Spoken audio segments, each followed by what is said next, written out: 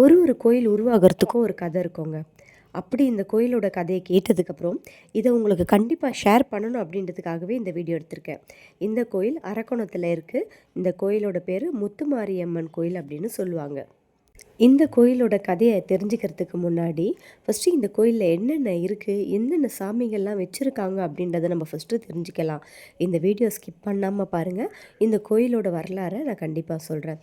இந்த கோயில்ல கருவறை சின்னதா தாங்க இருக்கும். ஆனா கோயில் ரொம்ப பெருசா இருக்கும். எல்லா சாமியோட சிலையையும் இங்கே கட்டி வச்சுருக்காங்க. அது பார்க்கவும் ரொம்ப அழகாகவும் ஆச்சரியமாகவும் இருக்குது. சிலைகள் ஒன்றொன்றும் பெருசாகவும் இருக்குங்க. பார்க்கவே ரொம்ப அழகாக இருக்குது. அப்படி நான் உங்களுக்கு எல்லா சிலைகளையும் கண்டிப்பாக காட்டணும் அப்படின்ட்டு தான் இந்த வீடியோ எடுத்து வச்சுருக்கேன்.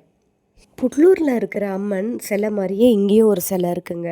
அந்த அம்மன் அங்கே புட்லூரில் எப்படி படுத்த நிலையில் இருக்காங்களோ கர்ப்பமாக, அதே மாதிரி ஒரு சிலையும் இங்கே வச்சுருக்காங்க. அதை சுற்றி நவகன்னிகளையும் வச்சுருக்காங்க. இந்த கோயிலோட வரலாறு என்ன அப்படின்னா, இப்போ இது கோயிலாக இருக்குது. இதுக்கு முன்னாடி இது போலீஸ் குவார்ட்டர்ஸாக இருந்திருக்கு. அந்த நேரத்தில் மரத்துக்கு மேலே 2 குரங்குகள் சந்தோஷமாக இருந்திருக்குங்க. ஒரு ஆண் குரங்கும், ஒரு பெண் குரங்கும். அந்த நேரத்தில் ஒரு போலீஸ்காரர் அவரோட கன் எடுத்து அந்த குரங்குகளை ஷூட் பண்ணியிருக்காங்க. அந்த குரங்குகள் இறந்த உடனே எல்லாருமே அது பாவம் அப்படின்னு சொன்னதுனால அந்த குரங்குகளை சமாதியாக்கி அந்த சமாதிக்கு மேலே ஒரு அம்மன் சிலையை வச்சு கும்பிட ஆரம்பித்தாங்க.